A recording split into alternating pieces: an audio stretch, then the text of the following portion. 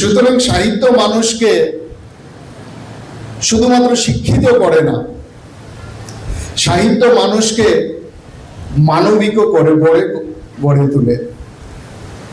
একটা mobile phone, যেটা আমি বলছিলাম না, আমাদেরকে তথ্য দিতে পারে, কিন্তু কবিতা আমাদের প্রত্যেকের যে হৃদয়, সেই হৃদয়কে কিন্তু জাগিয়ে তোলে।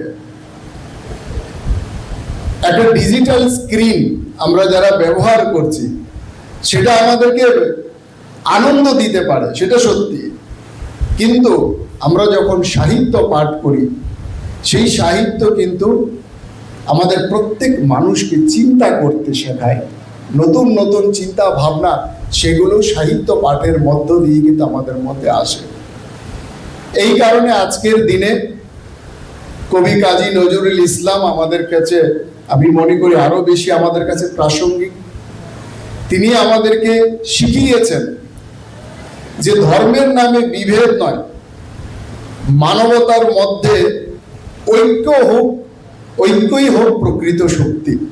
সে কারণে তিনি লিখেছেন, এমন একজন মানুষ শুধুমাত্র লিখে যাননি, নিজের জীবনের উদাহরণ দিয়ে উনি প্রমাণ করে দিয়ে গেছেন, মোরা একই বৃন্তে দুটি কুসুম, হিন্দু মুসলমান। হিন্দু মুসলমান একতা নিয়ে, তাদের বিভেদ নিয়ে, ইত্যাদি নিয়ে অনেকে লিখে গেছে, কিন্তু কবি কাজী নজরুল ইসলাম তার জীবন দশায়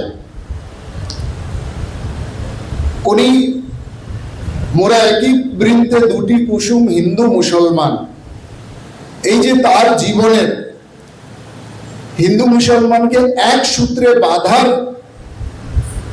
যে তার একটা সংকল্প, উনি কিন্তু নিজে ধারণ করে গেছেন নিজের জীবদ্দশায়, এবং নিজে বারবার উদ্যোগ নিয়ে সেটা কিন্তু প্রমাণও করে গেছেন। তিনি শুধু কবি ছিলেন না, 3000-এরও বেশি গান উনি রচনা করেছেন। সেই গানগুলোর মধ্যে শ্যামা সঙ্গীত, যেরকম বিখ্যাত শ্যামা সঙ্গীত আছে, সেখানে ভক্তি গীতি আছে, সেখানে নজরুল গীতিও আছে, কিন্তু পাশাপাশি